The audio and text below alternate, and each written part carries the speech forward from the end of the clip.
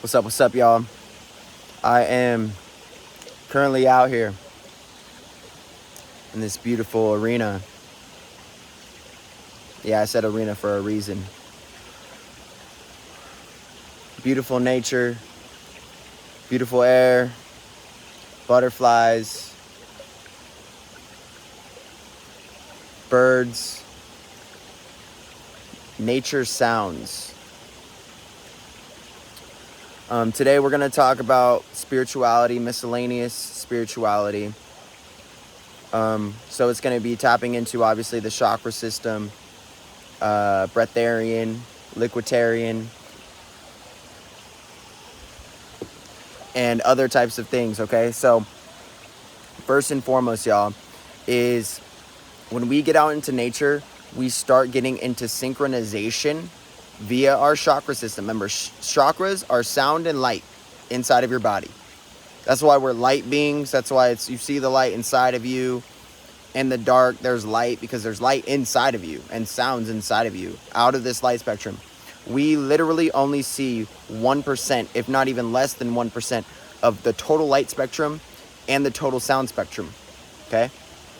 So when it breaks the sound barrier, when those F-22s or whatever break the sound barrier, they're not doing anything.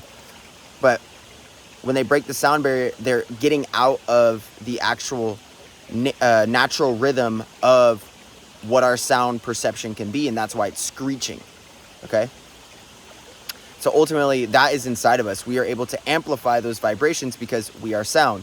It's just like turning the volume from 1 to 3, from 3 to 6, from 6 to 9. Yeah, I said that the right way too. So it's literally upping the volume properly. It's upping the volume from, very quiet to very loud. And so there's actually a lot of things that are connected to this, like a lot of music, okay? And I don't want to get all into that because a lot of them are rap songs and we don't have to get down into the nitty gritty of, I could do a whole video on that. So first and foremost, y'all, when you get on your path of spiritual awakening, when you are naturally awakening people around you just by your existence, meaning you walk into a room and they go, what the fuck? Literally, I don't even know if I could say that on here, but I'll put it 18 plus, whatever. But like, what the fuck? Like, legit, like, that is the first thing that they're gonna say. They're gonna be like, who is this person? What does this person know? Like, how does this person act? Why are they the way that they are? Why do they perceive the way they perceive? What are their perspectives? Or they'll fear you, like the fear of God. They'll respect you, but not want to be around you because they're afraid of what you might know, meaning it might destroy their illusions or belief systems, the BS. We all have belief systems and we all have illusions. It's not like I don't have illusions or I don't have belief systems and you have them and I'm projecting it on you. No, we all do. We actually all have belief systems and illusions that we have to allow to dissipate. We have to disassociate, not dissociate, but disassociate from those belief systems and illusions, because a belief is something that you don't know. Somebody who knows something is different than if they believe something. Somebody who knows something is way different than somebody who believes something. Okay? And so ultimately, guys, when we know, it means that there's a true understanding or overstanding or a knowing, even knowledge. There's lots of knowledge out there, but how many people know the knowledge? So there's even a difference between knowledge. There's an availability of knowledge in the information age, okay? We're in this information age right now where everything is just funneled and projected and saturated into our devices. Oh my gosh, there's a bug on my phone. I love it. And ultimately it's projected and it's saturated into our information via, social media, via ad propaganda, ad sponsorships, and many of them are pushing vanity. So it's only about the body. I recently just did a TikTok. Well, I didn't do it, but I duetted a TikTok of, there's this couple, she tends to be heavier and he's like really buff, okay? And a lot of people keep coming at them in a way of like, I don't necessarily, I don't think you should be with them, or I don't think they should be with you. And it's like, it's way beyond the body, y'all. It's way beyond the body. When you actually, look,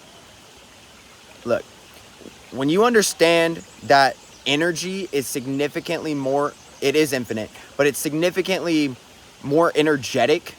I'm sorry, like one's internal energy is more energetic than just their physical body, and you realize bodies die, bodies dissipate, bodies, dissolve. They turn into ash, they turn into fertilizer for the earth, and so that's why it's important to feed our bodies natural foods and not genetically modified foods, but also feed our bodies natural nutrition, and this connection of this stuff is ultimately so then when we die and we go into the ground, instead of in a casket where it's literally protecting your fertilized bones and everything from being released to the earth, just literally putting yourself into the ground or whatever, or having someone obviously put you into the ground, if that is the way that you plan on going. Now, then you would ultimately give all of your fertilized energy from your, ultraviolet mind, from your ultraviolet and infrared heart, which is obviously both positive and negative, and then obviously your infrared bones and blood, okay? And ultimately it's to transmute and to transform the blood via the oxygen, which is spirit, okay? Which is literally known as spirit. Go check out the old Hebrew stuff, old Paleo Hebrew, because that is a daughter language. It's literally a daughter language from the ancient Egyptian hieroglyphs, which is the mother language to it, okay? So what I mean by daughter language is that all of Paleo Hebrew, of what we study from Paleo Hebrew, which wrote the original Bible and all these different types of texts and all these types of things, are literally connected to ancient Egyptian hieroglyphs. So instead of just stopping at Paleo Hebrew, which is Paleo, we're going to get into that too.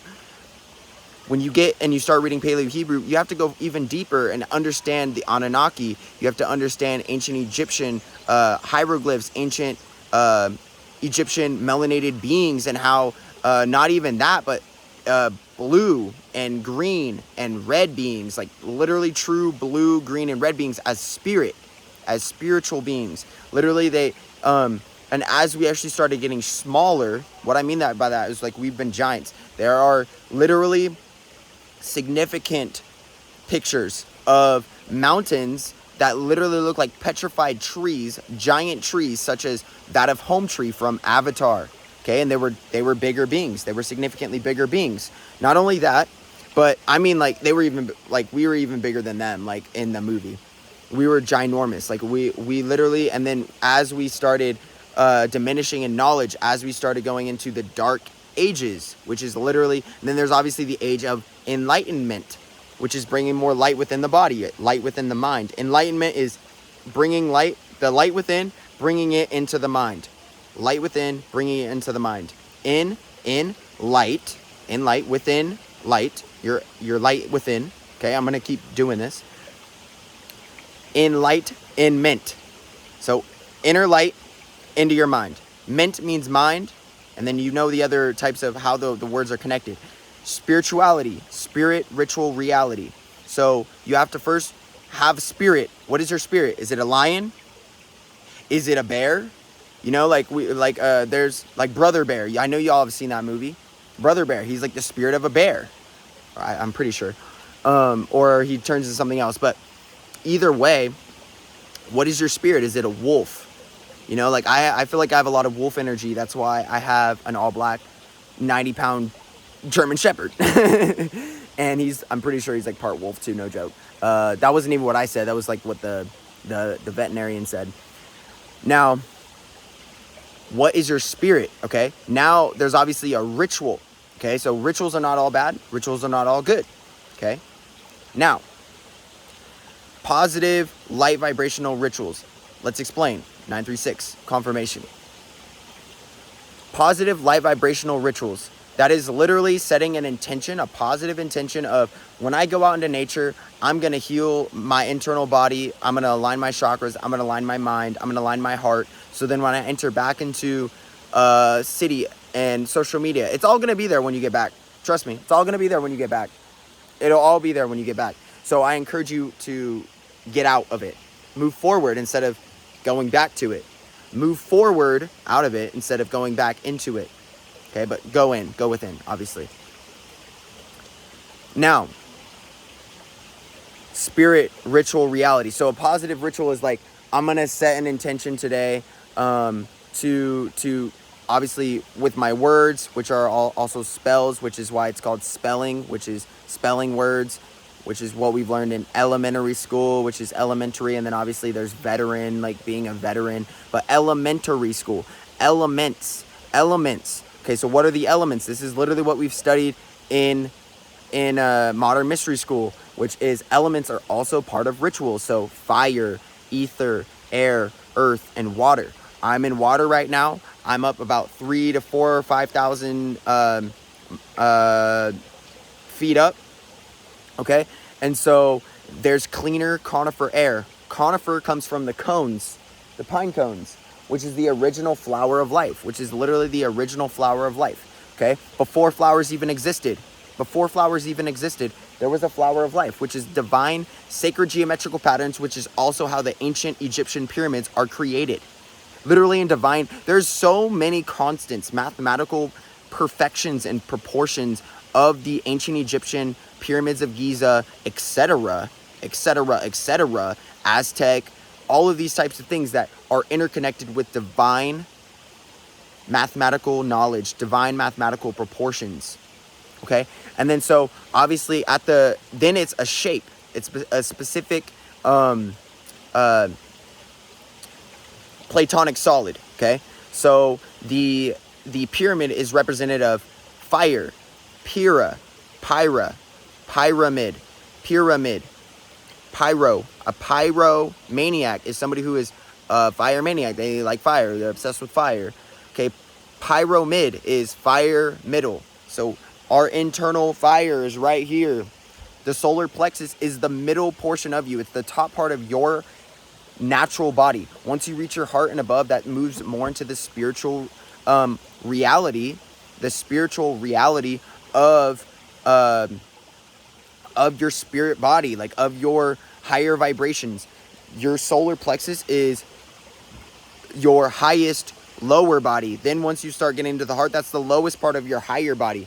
The highest part of your higher body is your crown, or your hair, which is why 9 ether hair, melanated beings, 9 ether hair is the most divine, because it literally naturally locks, it naturally holds energy. They are antennas. They are literally communicating with nature all around us. They're communicating with the oxygen, or the which is O2, and they're communicating with obviously hydrogen and nitrogen and all these other different elements, periodic table of elements, which is literally connected to Adam and Eve. Okay, so an atom, like, you know, the atom that you can't see that you studied in science. Okay, well, the electron is also electron voltage. I believe that's what it is. Go check this out, though.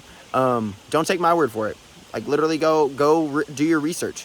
And that connects to Adam and Eve. Then Eve obviously was able to move to different elements, and as you would either add electrons or subtract electrons, you would create the periodic table of elements. The first one was hydrogen, you know, the second one is helium, and maybe that's backwards, but either way, it creates different layers of elements like gold, like silver, you know, like copper and oxygen and nitrogen and hydrogen and all these different things that literally are abundant in nature.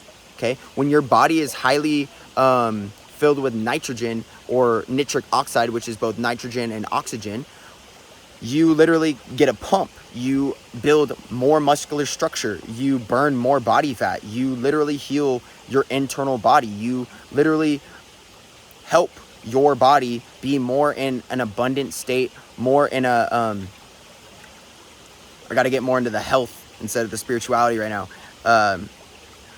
Like androgenic state. I'm looking for another word, though. It'll come to me.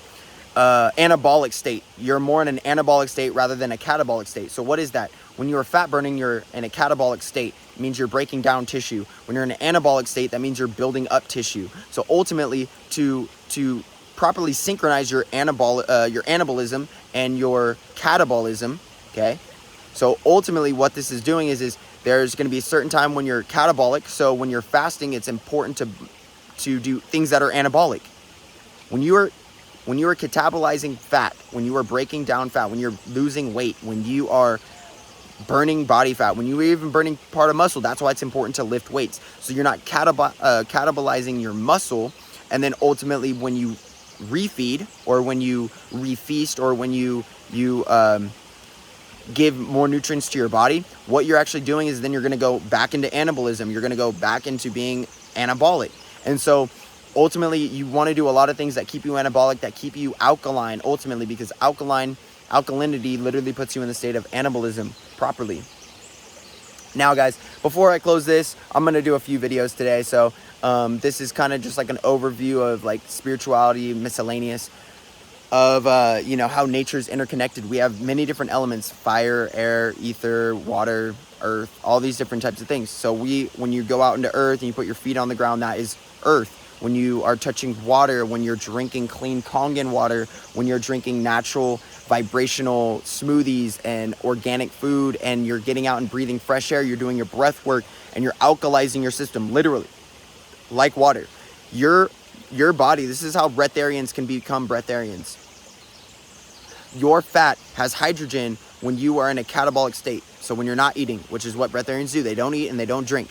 They are catabolizing their fat tissues, okay? And they have hit a certain metabolic frequency or a certain metabolic rate. Frequency, rate, very similar things. Rhythms, beats, like stuff like that. And so they're in a very rhythmic rate with their metabolism, okay? And I also like to say it's their vibration, okay? Now, when they're in a certain vibration, they are breaking down fat, and it is releasing hydrogen into the bloodstream. Hydrogen, okay? Then when you breathe in O2, what does that create?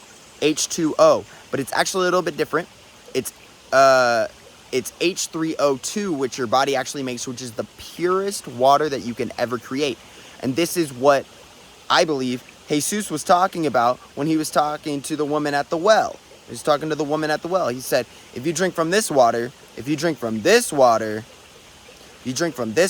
will never be thirsty again. You will never be thirsty again. But when you drink H2O2, you are lacking a hydrogen and an oxygen molecule.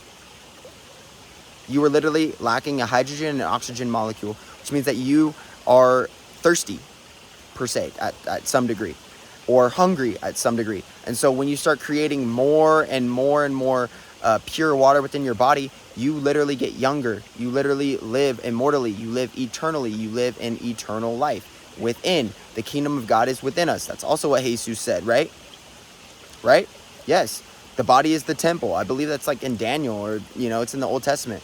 But that doesn't mean it doesn't dilute, or it doesn't put it off just because it's Old Testament and you only read the New Testament, or your pastor only reads the New Testament. And I'm not even saying but I'm helping those people, because that is generally the majority of the people who have either been raised in it or people who are still in it, okay? It's not bad. It's just the religion part is bad, where it's about fear-mongering and guilt. It's about fear-mongering and guilt. And so ultimately, it's not about being afraid. It's not about being guilty or feeling guilty about wrongdoings. As a matter of fact, those wrongdoings can help you be a better person. Like, literally, if you keep doing things wrong, then you can look at yourself and be like, if I literally just stop this one wrong thing, then there's not a lot of other wrongdoings that I'm going to keep doing. And so it really helps, mold you. It helps prune you, literally prune you. Like, let the flowers grow amongst the weeds. And then obviously, like, the weeds are going to create the fertilizer to keep the flowers growing. Okay. Not only that, but when you actually see like the water rolling up against the rock, it is smoothing out the rock to become a better flowing river. Remember, how, just like in the show Avatar, you know, the guy with the arrow, which the arrow is literally pointing at his third eye, and it's in his hands. It's literally telling you where chi is flowing. It's telling you how his chi is flowing. It's flowing into his third eye from his spine. The spinal fluid, the cerebral spinal fluid, the sacred secretion, the sacred secret, the secret, law of attraction, law of detachment, law of polarity, law of gender, law of oneness. All of these different types of things, and how everything is one. Masculine and feminine are one. You are literally looking at the one. You are looking at one within. You are looking at oneself. Okay? 1, 11, 11. Now, the waters is creating a smoother flowing river. When the guru was talking to Avatar, training him to master the Avatar state, which is molding yourself with all elements, bending yourself with all elements, and being one with oneness. You're being one with nature. Okay? How to get into the Avatar state. So this is already once somebody's practiced fasting. This is already when someone's practiced breath work and meditation, where they want to get more into the Kundalini rising. They want to get more into the vibrational attraction and spiritual awakening. They want to have a lot of spiritual awakenings in their life until they hit, you know, actualization instead of just realizations. There's many realizations throughout your life, but then there's actualization, where you actualize it, where you crystallize it, where you physicalize it, where you physicalize purity and your true self, your true authentic self. You show your real self to people. Everybody is showing a version of themselves for the most part. Then there are other beings who are showing their actual selves. They're showing who they really are. They're standing up for what they really believe in. They are truly being themselves. And so one important thing, y'all, is the guru was saying, if there are things that are blocking the river, which is your chakras, you have a river. It's the cerebral spinal fluid. Water's a fluid. It moves fluidly. Okay? There's fluidity to the water that's moving. Okay? Now, there's a water inside of you. Like I was just saying, in the well, you literally have cerebral well. Like you have a cerebral well, which is mind. Your mind, cerebral. Okay? Now, when you bring more water up and you actually fill your cup up, or my cuppeth overfloweth, okay? These are all these types of things of what they're saying. This is how it can last through the ages, and it still goes over, people's heads. It goes over people's heads, guys. It goes over people's heads because they're taking it too literally, where it's more metaphorically, where they're helping you realize your true oneness and how God is not outside of you. God is literally inside of you, which means that he can't go anywhere. He literally can't go anywhere. She can't go anywhere. Okay, now, I'm going to close this off with this last thing. Now, the guru is saying if there are rocks blocking, or if there are, you know, things that are blocking the river won't flow. It'll get stuck. So say you keep getting, you know, you keep identifying with like negative things or whatever. You keep attaching to types of things that you shouldn't be attached to. You know, like one thing for me, guys, is like, I'm learning to let go more. I'm learning to let go. I'm learning to allow. I'm learning to be like a true version of myself. I'm allowing myself to evolve. And I know that that's going to come with a lot of different types of things. And I know that I'm not going to be perfect. I know that I'm not perfect. And I know that I'm never going to be perfect. It's that you are helping yourself perfect imperfection. Being the best version of yourself. Okay? Now, when you actually allow the river to flow, when you move all of the blockages out of the way, when you start fasting, you're removing all those blockages. You are organizing your organs, which I got that from someone else, but you are organizing your organs. You are literally organizing your organs. There are vibrational frequencies of your organs. Your liver operates at 270. When you drink alcohol, it's literally the vibration of 270, which is directly going effectively to your liver. What does the liver do? It literally breaks it down into liver glycogen. There's 7 kcals or 7 calories per gram of alcohol that you consume. That's for one thing. Okay, now if you're doing nicotine, or if you're smoking cigarettes, or if you're smoking weed, those things are going to be operating at 350. Nicotine is going to be operating at 170. So it's a lower vibration than even alcohol, and we all know this.